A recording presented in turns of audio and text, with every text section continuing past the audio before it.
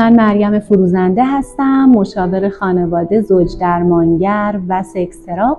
امروز در خدمتون هستم با موضوع عدم نوز، علتهای اون و راهکارهایی برای رفع اون. لطفاً با من همراه باشید. نوز یعنی توانایی آقایون، چه روانی چه فیزیکی، در سفت شدن آلتشون در رابطه جنسی. نوز برای آقایون خیلی مهمه، یعنی عملکردشون برمیگرده به نوزشون. اگه نوز باشه همه چیز حله.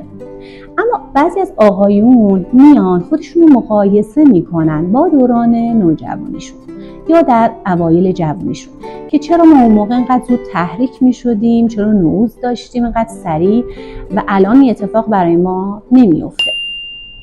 خب وقتی شما خودتون رو با دوران نوجوانی مقایسه میکنید، آیا متوجه این قضیه هستید که در دوران نوجوانی احساسات و نیازهای جنسی خیلی بالاتره، هیجان بالاتری وجود داره و یک نوجوان خودش رو ممکنه با یک ترک دیوار، یک شیار دیوار هم در واقع تحریک بشه و نوز پیدا کنه.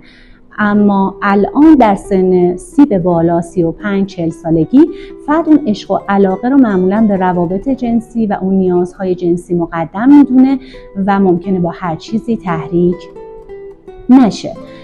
وقتی یک مراجعی پیش من میاد و میگه که عدم نوز پیدا کردم، نوز ندارم، من سوالایی ازش میپرسم که متوجه بشم که آیا ایشون مشکل فیزیکی داره یا روانی. اول میپرسم که آیا تو نوز صبحگاهی داری؟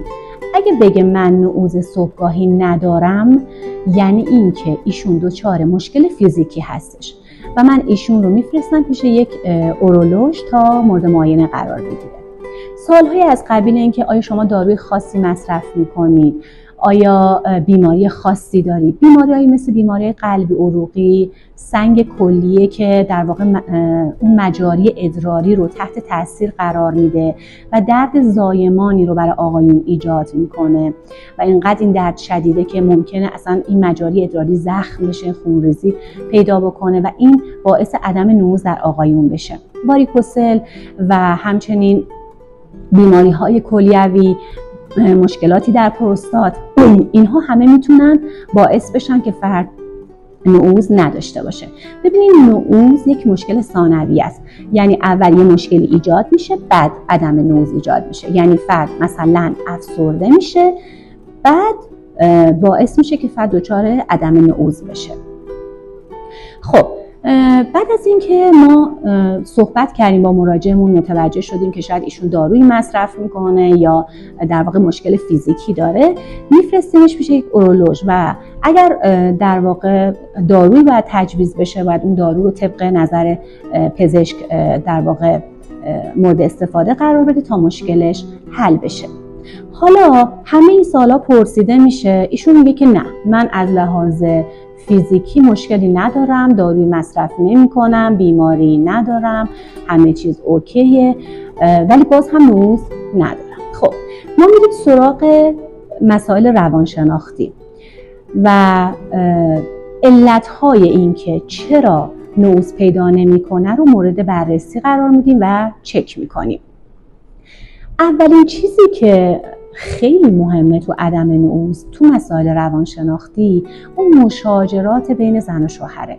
اگر مشاجرات خیلی زیاد باشه، به همدیگه حمله کنن، احساسات همدیگه رو جریحه دار کنن، حال همو بگیرن، همدیگه رو تحقیر کنن، همدیگه رو سرزنش کنن، به همدیگه فحش بدن، این باعث میشه که تو رابطه جنسی هم آقا هیچ احساسی نسبت به اون خانم نداشته باشه، حالش تو رابطه خوب نباشه و در واقع نوزی هم پیدا نکنه. چیز دیگه که خیلی مهمه این هستش که ممکنه خانم اون آقای آدم سرزنشگری باشه. مثلا به شوهرش بگه که شما آلتت کوچیکه، شما بدنت قشنگ نیست، این مشکل رو داری و مدام هی شوهرش رو سرزنش کنه. یا اینکه آقا دچار زود انزالی باشه، بعد به خاطر این زود انزالی و ترس از اینکه زود انزال بشه و زود ارضا بشه اصلا نوز پیدا نکنه، ترس از شکست داره. خب من اگر که نوز داشته باشم بعد رابطه بگیرم که زود ارضا میشم، پس اصلا نوز ندارم. خب و این باعث عدم نوز در آقا میشه. مسئله بعدی این هستش که گاهی آقایون اصلا همسرشون یا پارتنرشون رو دوست ندارن. وقتی دوستش نداره نمیتونن باش رابطه جنسی بگیره. یه مراجعه‌ای داشتم که میگفت که من اصلا خانومم رو دوست ندارم، پوستش رو دوست ندارم، قیافش رو دوست ندارم، به اجبار باش ازدواج کردم، اصلا وقتی میبینمش هیچ احساسی ندارم، اصلا تحریک نمیشم و حتی نفسهایی که یا آواهایی که تو رابطه جنسی از ایشون میشنوم حالم رو بد میکنه. برای همین دچار عدم نوز شده بود. مسئله بعدی این هستش که در واقع استراحت ناکافی، یعنی فرد اینقدر خسته، صبح زود میره سر کار، شب آخر شب برمیگرده، اینقدر خسته میشه که دیگه نمیتونه، توانشو نداره که بخواد رابطه جنسی برقرار کنه.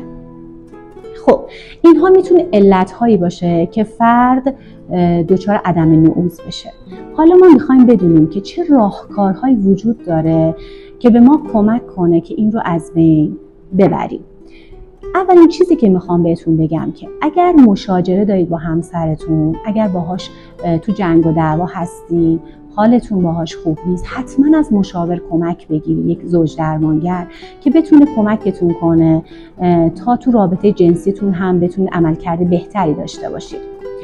مسئله بعدی تمرین کگل هست. تمرین کگل فکر میکنم اسمش هم شنیده باشین. قضیه اینه که شما آقایونی که مثلا میرن دستشویی، وقتی زمانی که ادرار دارن باید ادرارشون رو 3 بار رها کنن، بگیرن، رها کنن، بگیرن، رها کنن، بگیرن. حتی این تمرین رو هم در زمانی که رو مبل نشستین، پشت فرمون هستین، میتونید انجام بدین. یعنی حالت انقباض و انبساط در آلت.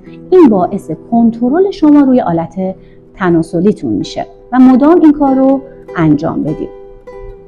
راهکار بعدی این هستش که در واقع خیال پردازی جنسی داشته باشید. یعنی که بشینید فکر کنید به اون در واقع چیزهایی که فکر میکنید شما رو تحریک میکنه، حال خوب بهتون میده، بهتون لذت میده، رمان‌های عاشقانه و سکسی بخونید. این خودش خیلی کمک کننده است توی این عملکرد جنسیتون و نعوذتون. و خودگویی مثبت داشته باشید. اول اینکه خودتون از بدن خودتون تعریف کنید، بدنتون رو دوست داشته باشید، آلتتون رو دوست داشته باشید. از همسرتون حتی بخواید که از شما تعریف کنه، از آلتتون تعریف کنه.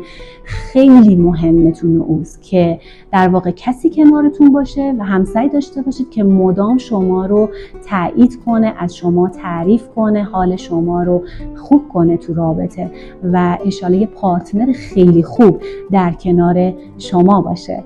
موفق باشید.